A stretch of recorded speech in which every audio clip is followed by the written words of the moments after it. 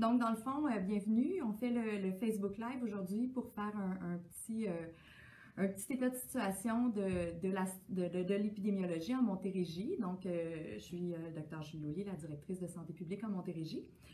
Donc, première chose que je dois dire, sans dire qu'il n'y a plus de progression à faire, sans dire qu'on ne peut plus s'améliorer, c'est que la situation est relativement stable actuellement en Montérégie. On observe un plateau depuis la mi-octobre et plusieurs d'entre vous avaient accès aux données. Là, vous pouvez voir ce plateau-là dans plusieurs sources de données. Un plateau qui se situe vraiment à la limite du rouge. Donc, on est encore globalement en Montérégie sur le rouge, mais c'est stable. Et la différence est surtout très marquée, c'était le cas la dernière fois, la différence est assez marquée, presque le double quand on regarde les taux entre la CMM et hors CMM. Donc si je parle d'abord de la CMM, Communauté métropolitaine de Montréal, donc ça comprend toutes les régions qui sont très proches de Montréal, on voit que les taux ont chuté de façon assez importante à partir d'environ le 10 octobre. Une chute qui a été soutenue jusqu'à environ le 20 octobre et depuis ce temps-là, on est sur un plateau relativement stable depuis le 20 octobre environ. À des taux, si on regarde juste la CMM, qui sont sous la barre du rouge. Si on prenait seulement la Montérégie, si elle était que la CMM, on est plutôt dans le milieu ou parfois un peu supérieur au milieu, mais dans le orange. Cela dit, quand on regarde la CMM, parce qu'il faut voir la Montérégie comme un tout, le hors CMM, on a vu une augmentation très rapide des cas à partir du début octobre. Depuis environ 2 semaines, on se maintient sur un plateau, mais un plateau qui est nettement dans le rouge. Donc, deux situations qui diffèrent entre les territoires de la Montérégie. Quand on regarde les régions, les sous-régions de façon un peu plus détaillée, il y a 2 MRC où les taux sont plus élevés actuellement. La première, c'est la MRC d'Acton. C'est sûr que la MRC d'Acton, c'est une petite MRC, donc moins de 16 000 habitants. Donc, quand on est dans des petits découpages, il s'agit d'un moins grand nombre de cas pour faire varier rapidement les taux. Mais on sait qu'il y a quand même une éclosion assez importante dans un milieu de vie pour aînés à Acton. Il y a aussi plusieurs dizaines de cas liés à de la transmission plus communautaire, ce qui fait que cette MRC-là actuellement a des taux qui sont plus élevés. Le deuxième MRC où c'est plus élevé, c'est les Mascoutins, qui comprend Saint-Hyacinthe. Et on a vu dans les dernières semaines, il y a eu quand même plusieurs choses à Saint-Hyacinthe. Il y a eu un événement social qui a donné lieu à plusieurs dizaines de cas. Il y a des éclosions dans divers milieux, milieux de travail, dans des milieux de vie pour aînés, dans plusieurs écoles aussi, à différents niveaux scolaires. Puis c'est bien le reflet d'une transmission communautaire. Donc, c'est ces 2 MRC-là actuellement qui ont des taux un peu plus élevés en Montérégie.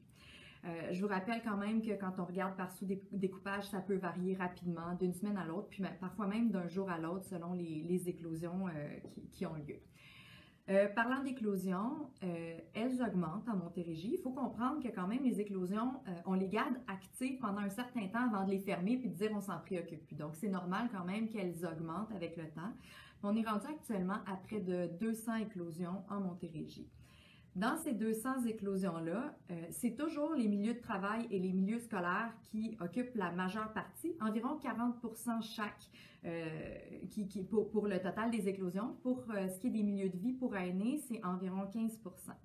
Par contre, il faut comprendre qu'une éclosion, ça peut être 2 cas. Donc, on n'est pas toujours en perte de contrôle dans une éclosion. Ça peut être seulement 2 cas reliés à un milieu. Si on regarde, je vous ai dit qu'il y en avait environ 200 à Montérégie, si on regarde les éclosions qui ont 20 cas ou plus, donc c'est un certain critère de gravité si on veut, on en a environ une trentaine en Montérégie. Et là, le portrait de ces éclosions-là est différent, c'est-à-dire que environ 60% de ces éclosions-là, de plus de 20 cas, c'est lié à des milieux de vie pour aînés. Donc, on sait que c'est des milieux fermés où la transmission peut rapidement être très rapide quand le virus malheureusement entre et aussi de façon très malheureuse, ce sont des personnes très vulnérables qui y résident. Donc sachez que les équipes des 3-6 en Montérégie travaillent très fort pour contrôler ces éclosions-là. On les soutient à la direction de santé publique. Et c'est évident que quand on regarde un portrait global, je vous ai déjà dit que la situation épidémiologique, quand on parle maintenant de réfléchir à changer de palier, on regarde la situation épidémiologique, mais on regarde aussi les capacités des équipes de santé publique, mais la capacité des systèmes de soins. Puis quand on voit des éclosions dans des milieux de vie pour aînés ou des hausses d'hospitalisation, bien, ça nous amène à un peu de prudence par rapport à des changements de palier. Donc, même si on a un plateau dans la CMM qui est davantage dans l'orange, je vous annonce aucunement de changement de palier à court terme. On a vu que ça peut rapidement dégénérer, si on veut, ça peut augmenter très, très rapidement.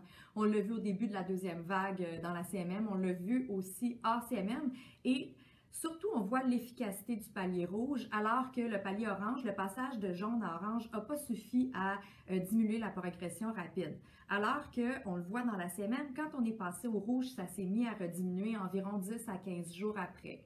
Donc, pour le hors-CMM, on est passé au rouge plus à la mi-octobre. On espère effectivement d'ici les prochains jours voir cet impact-là. On le souhaite ardemment. Par contre, vous avez vu, il y a eu une conférence de presse juste avant le Facebook Live. Il y a été mention, entre autres, de recommandations qui auraient émané de la Direction de santé publique de Montréal par rapport à des assouplissements de mesures en zone rouge. Ce que je peux vous dire à ce moment-ci, c'est qu'on a des discussions quotidiennes entre directeurs de santé publique avec la Direction générale de santé publique. On a des discussions quotidiennes sur les mesures parce que c'est de notre devoir de regarder les mesures, de regarder la progression de la situation épidémiologique, de regarder les impacts aussi négatifs de ces mesures-là, puis de voir s'il y a des ajustements qu'on peut faire, que ce soit pour certains assouplissements ou que ce soit même pour renforcer certaines mesures. Je vous ai parlé tantôt que le palier orange avait peut-être pas eu suffisamment d'impact. Donc, c'est des discussions qu'on a à la lumière de ce qu'on a observé comme éclosion, à la lumière aussi d'activités qui sont plus à risque. Donc, on parle d'activités dans des espaces fermés qui rassemblent beaucoup de gens, où c'est plus difficile d'avoir de la distance physique. On peut penser aussi à certaines activités à risque, comme parler fort, chanter, etc. Donc, c'est une balance entre garder le niveau bas, garder nos systèmes de soins, prévenir des éclosions dans des milieux très, très vulnérables et également tenter de mitiguer les effets négatifs de ces mesures-là. Donc, sachez qu'on les a, ces discussions-là, c'est des recommandations qu'on transmet et c'est des décisions qui sont prises centralement sur la base de consensus des directeurs. Donc, on poursuit ce travail-là et soyez assurés que s'il y a des changements de mesures, ça me fera plaisir de vous en reparler. Sinon, peut-être un petit mot sur le dépistage. Donc, on voit qu'il y a eu quand même une petite baisse d'achalandage dans le dépistage. Il y a des bonnes nouvelles aussi. Il y a beaucoup moins d'attentes. En fait, les rendez-vous se donnent rapidement. Nos cliniques mobiles continuent à se promener sur le territoire de la Montérégie. Il y a pratiquement plus d'attente entre le dépistage et le fait de recevoir le test dans la majorité des cas. Donc, je répète que les personnes qui ont des symptômes de COVID, selon l'outil d'auto-évaluation qui est en ligne, les gens qui ont été en contact avec un cas de COVID ou les gens qui se le font prescrire par la santé publique devraient subir le test de dépistage.